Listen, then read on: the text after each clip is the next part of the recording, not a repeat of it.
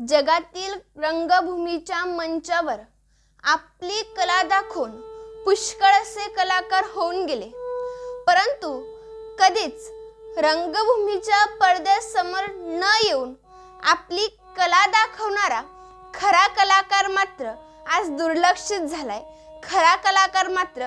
दुर्लक्षित झालाय. मी शिवकन्या कुमारी गायत्री राजू सरोदे. माझा आजचा बोलण्याचा विषय म्हणजे पडद्याआडचा खरा कलाकार म्हणजे कोण, तर तो आहे माझा बाप. आई तर सर्वच जण सांगतात, परंतु बाप सुद्धा कोणीतरी सांगितला पाहिजे गड्या. संतांनी सुद्धा आईचे वर्णन केले आहे. धन्य माता पिता. अगोदर आई सांगितली, नंतर बाप सांगितला. कौनाची माय, नंतर बाप. आई सांगणारे भरपूर वक्ते आहेत, परंतु बाप सांगणारे लोक हे फार कमी आहे. त्याचे कारणही तसेच आहे. आईची माया ही अमाप आहे, कारण छातळावरती लाता खाऊन देखील ती आम्हाला स्तनपान करते. 9 महिने आम्ही तिच्या गर्भामध्ये गरगर फिरलो, तरीही वेदना सहन करून शेवटी मृत्यूशी झुंज देत तिने आम्हाला वाढवलं. स्वामी तिन्ही जगाचा आई विना भिकारी, एवढे आईचे महत्व आहे.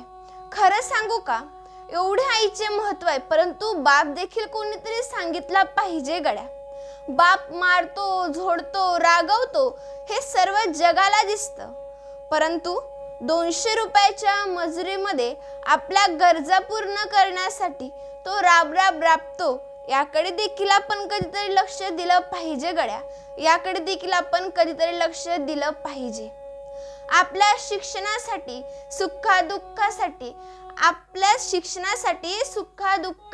आपल्या गरजा पूर्ण करण्यासाठी सावकाराकडे हात जोडून भीक मागणाऱ्या बापाकडे कधीतरी लक्ष दिलं पाहिजे गड्या.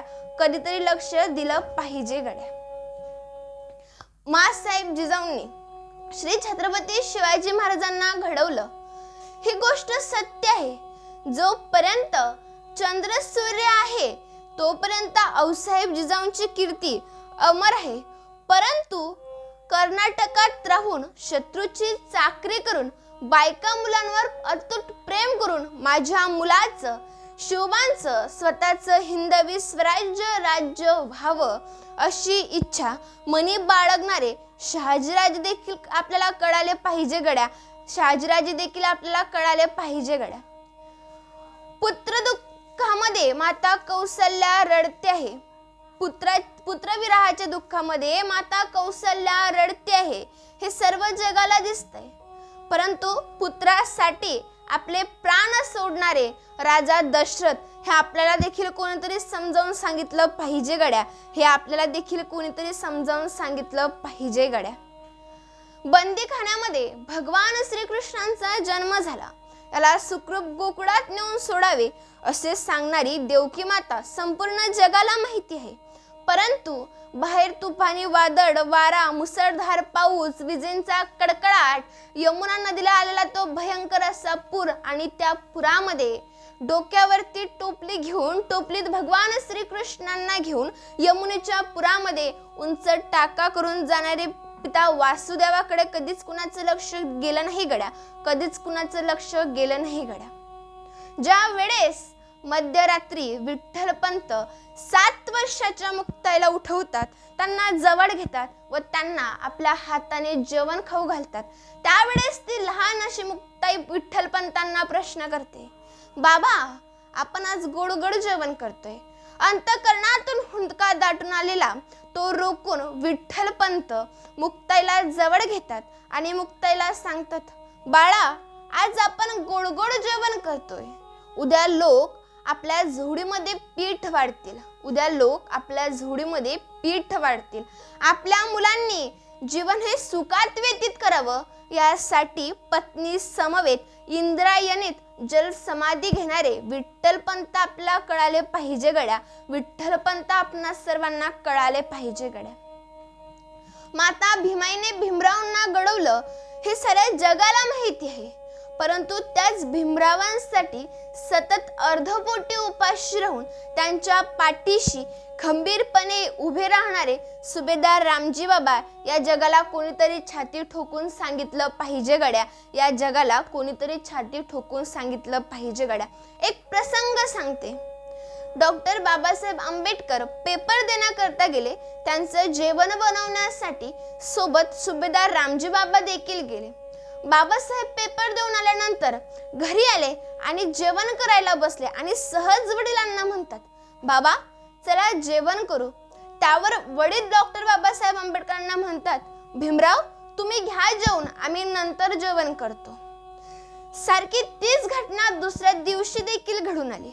दिवसामागे दिवस निघून गेले. एकूण 5 दिवस गेले. त्यावेळेस डॉक्टर बाबासाहेब आंबेडकरांनी विचार केला, रोज आपण वडिलांना म्हणतो की बाबा चला जेवण करू. वडील आपल्याला म्हणतात तुम्ही घ्या जेवण, आम्ही नंतर करतो. परंतु टोपलीत तर एकच भाकरी असते, मग वडील खातात तरी काय? त्यावेळेस डॉक्टर बाबासाहेब आंबेडकरांच्या लक्षात आलं की आपले वडील रोज आपल्याला भाकरी ठेवून सतत 5 दिवस आपल्यासाठी उपाशी राहत आहेत. त्यावर डॉक्टर बाबासाहेब आंबेडकरांनी सुभेदार रामजी बाबांना विचारलं, बाबा रोज आपण आम्हाला सांगतात की भीमराव तुम्ही जेवण करून घ्या, नंतर आम्ही जेवतो. परंतु टोपलीत तर एकच भाकरी असते, मग आपण खातात तरी काय? त्यावर सुभेदार रामजी बाबा उत्तर देतात, भीमराव ही एका बापाची भूक आहे. ही अन्नाने नव्हे तर तुमच्या यशाने जाणार. ही अन्नाने नव्हे तर तुमच्या यशाने जाणार. मला तुम्हाला खूप मोठं होताना बघायचंय. मला तुम्हाला खूप मोठं होताना बघायचंय. असे भीमरावांच्या पाठी सतत अर्धपोटी उपाशी राहणारे सुभेदार रामजी बाबा या जगाला कोणतरी छाती ठोकून सांगितलं पाहिजे गड्या. कोणतरी या जगाला छाती ठोकून सांगितलं पाहिजे गड्या. क्रिकेटचा खेळ सुरू आहे. खेळ शेवटच्या टप्प्यात येऊन पोहोचला. एकच चेंडू आणि रन शिल्लक राहिलाय. तो क्रिकेटचा खेळाडू ज्या वेळेस या स्टंप पासून तर त्या स्टंप पर्यंत धावत जातो आणि धाव काढतो आणि हा खेळ जिंकून घेतो, त्यावेळेस संपूर्ण जग त्या क्रिकेटच्या खेळाडूसाठी टाळ्या वाजवतं. परंतु आयुष्यभर शेताच्या या बांधापासून तर त्या बांधापर्यंत, शेताच्या या बांधापासून तर त्या बांधापर्यंत आपला बाप धावा काढतोय, याकडे कधी आपलं लक्ष गेलंच नाही गड्या. याकडे कधी आपलं लक्ष गेलंच नाही गड्या. एका बापाची काय अपेक्षा असते त्याच्या मुलाकडून?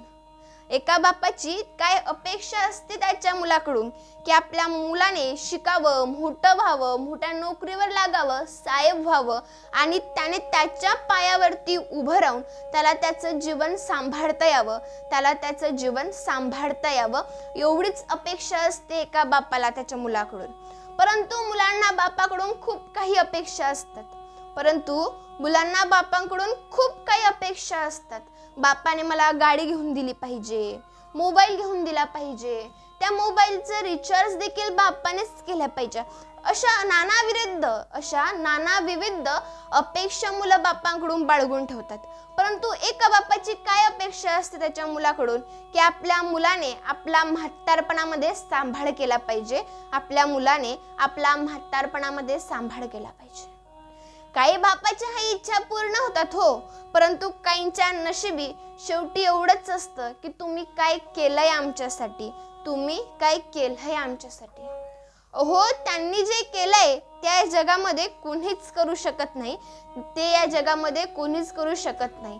आपली आई चुलीजवळ बसून भाकरी करते आणि आपल्याला जेवण भरवताना दिसते, परंतु त्याच भाकरीसाठी लागणारं पीठ हे रात्रंदिवस काबाळ कष्ट करून राबतो आणि त्या भाकरीसाठी लागणारं पीठ आणून देणारा व्यक्ती तो म्हणजे आपला बाप असतो. तो म्हणजे आपला बाप असतो. एक उदाहरण सांगते. एक गरीब बापाची मुलगी तिच्या श्रीमंत मैत्रिणीच्या लग्नात गेली. लग्न सोहळा पार पडला. मुलगी घरी आली. सहज बापाने मुलीला विचारले, अरे बाळा कसं झालं लग्न? त्यावेळेस ती मुलगी बापाला सांगू लागली, बाबा खूप मोठं कार्यालय होतं, सुंदर असं डेकोरेशन सजवलं होतं, विविध प्रकारच्या पदार्थांचे जेवण होते. हे सांगता सांगता त्या मुलीच्या डोळ्यामध्ये टचकन पाणी आलं. त्यावर बाप म्हणतो, अरे बाळा, तू का बरं रडते? आपल्या मुलीची काय इच्छा अपेक्षा आहे हे लगेच त्या बापाला कळून आलं. तो बाप त्याच्या मुलीला आश्वासन देतो, बाळा, तू चिंता करू नको, तुझं देखील लग्न आपण असंच थाटामाटात करू. तुझं देखील लग्न आपण असंच थाटामाटात करू. तिकून तेवढ्यात घरातून आईचा आवाज येतो, बस करा, जरा वरच्या कमी सोडा, इथं घरामध्ये संध्याकाळची जेवणाची व्यवस्था नाही आहे. बरोबर आहे होते आईचंही. बापाला एकच शर्ट आहे, संध्याकाळी कामावरून आला की बायकोकडे धुवायला देतो आणि परत सकाळी कामावर जाण्यासाठी तेच घालून जातो. त्या शर्टाला 2 खिसे आहेत, परंतु दोन्ही फाटली आहेत. त्या शर्टाखाली घालायला बनियान आहे. समोरून तर दिसायला चांगला आहे हो, परंतु पाठीमागे हरभरे गाळून घ्यावी अशी त्याची चाळणी झालेली आहे, तरीही तो बाप त्याच्या मुलीला आश्वासन देतो आणि मुलीला सांगतो, बाळा, तू चिंता करू नको, घरी बापाकडून मिळाला जमिनीचा तुकडा विकीन, तेवढ्यात जरी पूर्ण होत नसेल ना, तर तुझ्यासाठी माझी एक किडनी विकीन आणि तरीही तुझी इच्छा पूर्ण करीन. एवढा जीव असतोय का बापाचा त्याच्या मुलीवर? त्याचं कारणही तसंच आहे. जर आई बापासमोर मुलाला रागवत असली तर बाप आईला सांगतो, जरा कामाधंद्याचं सांगा त्याला, नुसतं दिवसभर गावामध्ये इकडून तिकडून फिरत असतो. परंतु ज्या वेळेस आई जर मुलीला बापासमोर रागवत असली ना, त्यावेळेस बाप आईला सांगतो, काय सारखं रागवतीस ग तिला? बसू दे थोडावर, दिवसभर सुरूच असते कामाला, काय सांगायचं असेल ते मला सांग, मी करतो तिच्या वाटेवरचे काम. एवढा जीव असतोय का बापाचा? एक उदाहरण सांगते. एका बापाला 5 मुलं असतात, 4 मुलं आणि 1 मुलगी. कालांतराने मुलं मोठी झाली, मुलांची लग्न झाली, मुलगीचंही देखील लग्न झालं. मुलगी नांदायला सासरी गेली. दिवसामागे दिवस निघून गेले आणि एके दिवशी रात्री 10च्या सुमारास काळाने झडप घातली आणि त्या बापाचा प्राण निघून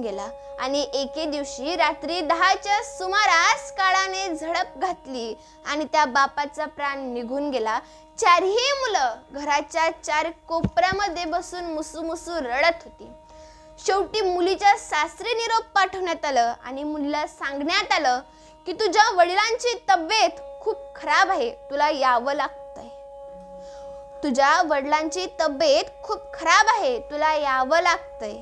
रात्रीची वेळ होती, मुलगीला झोप लागत नव्हती आणि इकडून तिच्या घरच्यांना सांगण्यात आले होतं की तिचे वडील गेले. मुलगी घरच्यांना म्हणू लागली, माझ्या वडिलांची तब्येत खूप खराब आहे, आपल्याला जावं लागतंय.